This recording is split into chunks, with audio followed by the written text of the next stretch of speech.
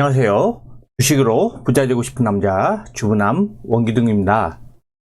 스트레스 받는 단타하지 마시고 편안하게 수익 낼 수 있는 저만의 투자 전략을 꾸준히 업로드할 예정이오니 잘 참고하셔서 성공 투자하는데 도움이 되었으면 좋겠습니다. 구독과 좋아요 많이 눌러주시면 영상 제작하는데 큰 힘이 됩니다. 자, 오늘의 시장 상황을 한번 살펴보면요. 오늘 대부분의 업종이 상승을 했습니다. 그래서 오늘 코스피도 0.56% 상승을 했고, 그 다음에 코스닥도 0.29% 상승을 했습니다. 자, 지금 시장 흐름 자체가 보면요. 지수는 조금씩 반등하고 있죠. 반등하고 있으면서 아직은 크게 움직임이 없죠. 네, 거의 움직임이 없습니다. 없는데 종목별로 차별화 장세가 계속 나오고 있습니다. 최근에 좀 강했던 종목들 여행주도 있을 것이고, 그 다음에 백신주도 있고, 그 다음에 카지노 관련주 이런 종목들이 있죠. 근데 여러분들 이걸 잘 생각하셔야 됩니다. 지금 여러분들이 가진 종목이 실적도 좋아요. 또 좋고, 그 다음에 수채도 좋습니다. 근데 못 가고 있어요. 근데 이거 팔고 이런 종목들을 갈아타고 싶죠. 예, 왜? 지루하니까. 몇 개월 동안 조정한 지루하니까. 근데 내 종목이 못 간다고 해서 이 종목 저 종목 쫓아다니잖아요. 그러면 단기 고점에 매수할 수 있어서 물릴 수가 있습니다. 그러니까 주식 투자를 하다 보면 그 타이밍이라는 거, 이걸 맞추기 위해서 사람들이 엄청나게 노력을 합니다. 저도 물론 이런 타이밍을 맞출 수 있으면 좋겠죠. 근데 투자를 오래 하신 분들이라고 하면 이 타이밍을 맞춘다는 게 거의 엄청 힘듭니다. 예. 도전 끝나고 막 올라갈 때 사면 얼마나 좋습니까? 근데 그걸 맞추기가 어려워요. 근데 대부분의 사람들이 이 타이밍을 맞추려고 합니다. 그러다 보니까 이런 실적과 추세가 좋은 종목을 매수한다고 하더라도, 예, 고종을 못 기다려요. 고종. 좀만 조정하면 다 팔아버립니다. 예. 아무리 좋은 종목을 가지고 있다고 하더라도 그냥 좀 가격 조정해버리면 팔아버려요. 기간 조정이면 팔아버리고. 그래서 여러분들이 하셔야 될 건 뭐냐면요. 앞으로 실적이 엄청 좋아요. 실적 좋고 추세가 살아있어요. 그러면 이런 종목들은 조정하더라도 잘 버텨야 됩니다. 자, 주가라는 거는 조정 없이 상승하는 종목은 없습니다. 그래서 항상 상승과 조정을 반복을 합니다. 지금도 보시면 큰 흐름으로 보시면 박스권 조정이에요. 코스피 보세요. 올해 초부터 지금까지 이런 모습이잖아요. 고점 돌파 못하고 있잖아요. 그러면 지금 1월부터 거의 6월이니까 거의 5개월 동안 재미없는 장이에요. 지수만 놓고 보면. 자, 그리고 코스닥도 보시면요. 자, 코스닥도 이때 좀 반짝 오르긴 했지만 거의 올라간 게 없어요. 이때죠. 그런 모습. 자, 코스닥도 1월 초부터 이때 반짝 올라간 거 말고는 거의 올라간 게 거의 없어요. 예. 지금 시장 모습 자체가 지수는 움직임이 없고, 개인 투자자들이 정말 재미없는 장이죠. 재미없는 장입니다. 종목들이 동시자발적으로 올라가면서 지수가 상승을 해야 재밌는 장인데, 지수는 별로 관계없고, 자, 오늘은 이 종목, 업종별로 계속 이렇게 순환매가 나면서 차별화 장세가 나오다 보니까 재미없죠. 그래서 실적과 추세가 좋은 종목을 가지고 있어도 못 기다리고 팔아버리죠. 네, 그러면 안 된다는 거죠. 아셨죠? 그래서 주가라는 거는 조정 없이 상승하는 종목 없습니다. 여러분이 보유한 종목이 정말 실적과 추세가 괜찮은 종목이라고 하면 몇 개월 기다릴 수도 있어야 됩니다. 버티셔야 됩니다. 그런 버티시를 못하면 항상 올라가는 종목들만 쫓아가게 되고 결국에는 또 고점에 물리게 되었죠. 이런 부분들을 꼭 참고하시고 투자를 하시기 바랍니다. 자, 코스피, 코스닥은 수급은 계속 좋아지고 있습니다. 그러면 자, 코스피는 최근에 상거래 보면은 외국인들이 많이 샀죠. 그리고 기관은 많이 사고 있죠. 반면에 개인만 좀 팔고 있습니다. 기관 중에서 이 금융투자 얘네들은 지금 제가 항상 그랬죠. 안타라 그랬죠. 얘네들이 들어온 이유가 뭐냐면 다음 주 목요일 날 선물 옵션 만기일이 있습니다. 이 만기를 대비해서 지금 금융투자 들어오는 거고, 기관 중에서도 좀 수급이 좀 괜찮아지는 거는 연기금. 그동안 계속해서 팔았던 연기금이 이제는 띄엄띄엄이지만 사고 있다는 거. 요게 포인트고요. 그 다음에 펀드 자금도 이제 매수를 하고 있다. 거기서 금융투자를 제외한 투신과 연기금 같은 기관들이 좀 들어오면서 수급은 점점 좋아지고 있다 라고 보시면 되고요. 자, 코스닥도 보시면 코스닥은 아직은 개인들이 좀 많이 사고 있습니다. 하지만 외국인이 많이 팔진 않아요. 보시면 샀다 팔았다 하죠. 계속 기관도 샀다 팔았다 합니다. 이게 흔들기죠. 계속 지치게 만드는 겁니다. 개인들을. 근데 코스닥은 보시면 연기금이 계속 사고 있죠. 그럼 몇 거래 연속으로 사고 있죠. 그래서 이런 연기금들은 이런 지수가 조정할 때 계속해서 담아가고 있습니다. 기본 종목. 그리고 선물을 보시면요. 외국인들이 최근에 선물 엄청나게 사고 있어요. 최근 거래일 동안 보세요. 자, 오늘도 6,317개가 샀죠. 선물을 이렇게 왜 사죠? 선물을 왜 사죠? 앞으로 상승할 거라는 그런 기대감에 사는 거죠. 외국인들은 아직은 상방을 보고 있습니다. 기술을. 그래서 지금 다음 주 목요일 선물 옵션 만기일이 예정되어 있지만 지금 외국인은 아직까지는 좀 상방을 보고 있다 라고 보시면 됩니다. 자, 그리고 미국 증시 한번 보시면요. 미국 증시. 자, 나스닥 오늘도 0.24% 상승하면서 야금야금 올라가고 있죠. 저점 찍고 이제 올라가고 있고.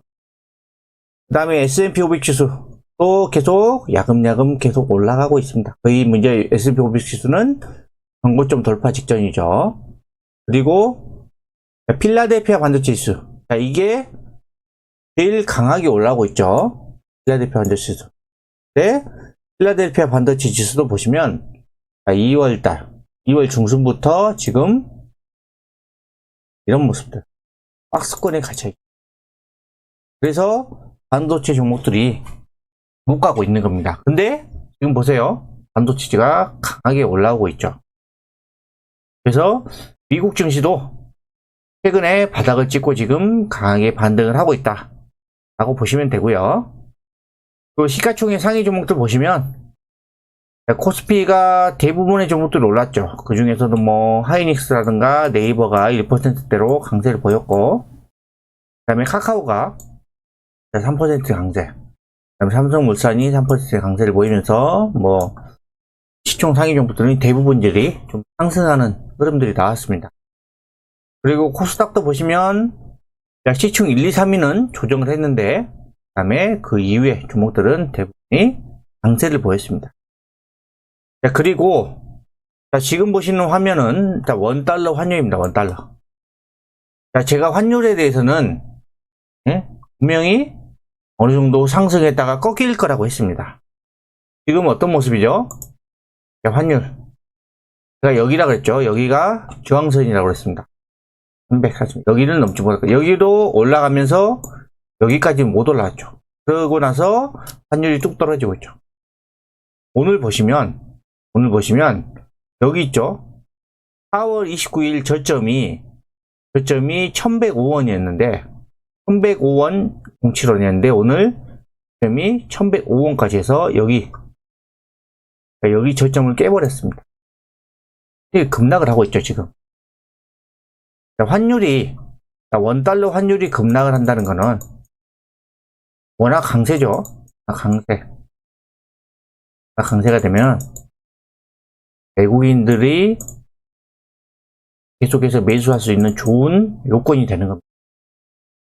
그래서 지금 환율 자체는 지금 좀 하방으로 보고 있다.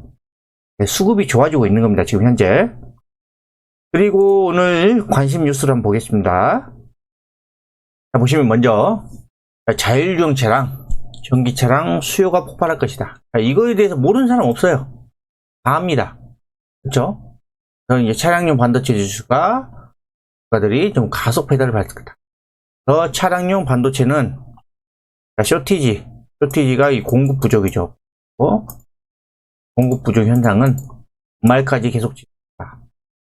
그러면은 최소 앞으로 6개월 동안은 더 그 현상이 지속될 수 있다 라는 기사인데요. 자, 보시면 차량용 반도체 시장 규모입니다. 시장 규모. 올해가 예상치가 450억 달러. 그러니까 우리나라 돈으로 따지면 거의 50조 가까이 되죠. 근데 이게 매년 급성장합니다. 성장. 그리고 이 차량용 반도체 시장 점유율을 보시면 미국하고 미국, 일본 이런 첨단 제조업에 대해서 강한 나라들이 지금 시장 점유율을 다 차지하고 있어요. 그래서 보시면 지금 차량용 반도체 부족 현상으로 해서 자동차 공장들이 생산을 멈췄죠. 그리고 이로 인해서 공급이 부족하잖아요. 수요가 공급 대비해서 월등히 많아요. 그러면 가격 결정 요인에서 어떻게 돼요? 이 공급이 부족하기 때문에 이 반도체 기업들의 가격 협상력이 높아지는 거예요. 그리고 아까 말씀드렸던 반도체 부족 현상은 연말까지 지속된다. 그리고 전기차에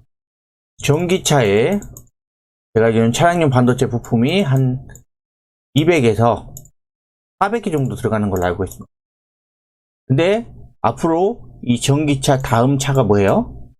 자율주행차죠. 자율주행차는 지금 차량용 반도체가 몇 개가 들어가냐면요. 거의 한 2000개 들어간대요. 2000개. 그러면 전기차 대비해서 이게 400개, 맥시멈 400개를 하면 최소 5배 이상의 차량용 반도체가 필요한 거예요. 자율주행차 시대는. 그러니까 차량용 반도체는 앞으로 계속 성장할 수밖에 없어요. 그리고 지금 차량용 반도체 탑5는 미국, 일본, 독일이 다 차지하고 있죠. 아까 말씀드렸죠. 하고 있다. 그리고 이 차량용 반도체는 진입장벽이 좀 높다고 합니다. 왜냐하면 안정성을 인증받기까지 최소 1, 2년이 소요가 된대요. 막 진입한다고 해서 할 수 있는 산업이 아니라는 겁니다. 그래서 지금 현재 미국하고 일본, 독일이 거의 계속해서 시장을 장악을 할 수가 있다는 거죠. 차량용 반도체 시장이 이렇게 커지면서 우리나라 중소형주도 유망하다. 우리나라는 아직 차량용 반도체 시장에서 차지하는 비중이 한 4.8% 수준입니다. 반도체 우리나라가 메모리 1등, 메모리 압도적 1등이죠. 비메모리도 지금 2등이죠. 근데 이 차량용 반도체는 지금 4.8%예요. 왜냐면 이게 부가가치가 그동안 인정을 못 받았어요. 부가가치가 낮거든요. 스마트폰에 들어가는 칩 같은 것들을 만들면 부가가치 상당히 높은데 차량용 반도체가 부가가치가 낮아요. 그러니까 생산을 안 한 거죠. 못한 게 아니라. 근데 이 차량용 반도체가 연 성장률이 25%, 고성장이죠. 그래서 이 차량용 반도체 종목들 앞으로 유명하다 그래서 텔레칩스라든가 제가 자주 말씀드렸던 해경 DS, 칩셋 미디어, 한컴 DS 이런 종목들을 좀 주목을 하라고 이야기를 해주고 있습니다. 다음은요, 5년 만에 한번 오는 기회들 한탕 노리는 개미들하죠.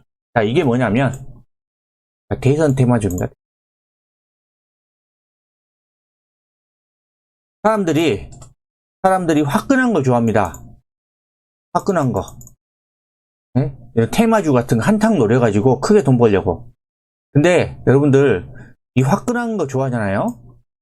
화끈하게 망할 수 있습니다. 이런 것들을 해보셨던 분들이라면 제 이야기를 이해가 될 거예요. 저도 예전에 테마주 많이 해봤습니다. 근데 테마주는 잘못 진입하면 그냥 무너집니다. 무너지고 나서 회복도 안 됩니다. 실적 좋은 종목은 무너져도 시간 기다리면 회복돼요. 근데 이 대선 테마주는 잘못 올라타면은 큰일 납니다. 그러니까 저는 이런 테마주는 안 했으면 좋겠습니다. 제 영상 보시는 분들은. 그리고 마지막으로 이제는 실적이다. 2분기 실적 기대감 커진 종목들을 주목하라는 내용입니다. 보시면 2분기 실적 영업이익 컨센서스 변동률 상위 종목입니다. 변동률이 높을수록 실적이 더 성장한다는 거죠. 그러면 1등이 실리콘스입니다. 뭐죠? 반도체입니다. 여기 나와 있는 종목 중에 보면은 반도체 종목이 지금 실적 추정치가 130%로 상향됐습니다.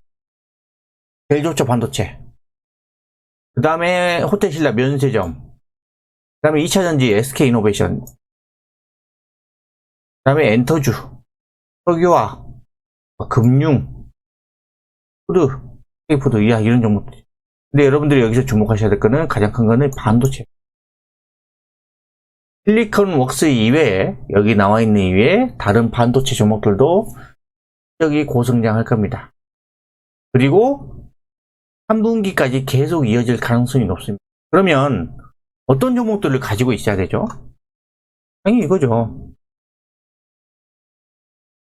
그리고 반면에 실적 추정치가 하락한 종목. 보시면 2차전지의 양극재 LNF죠. 마이너스 53%나 하락을 했는데, 보면 이게 전기차 생산량이 많이 줄어들었겠죠. 왜? 차량용 반도체 부족해서요. 그렇기 때문에 이게 추정치가 제가 때는 낮은 것 같아요. 그리고 5G는 아직도 조금 회복을 못하고 있고, 게임, 쇼핑몰, 그 다음 게임주들이 별로 안 좋네요. 그래서 이런 업종들이 지금 좋다 라고 보시면 되고요. 여러분들은 이런 업종들 있잖아요. 이런 업종들 중에서, 이런 종목들 중에서 추세가 살아있는 놈은 잘 보셔야 됩니다. 추세.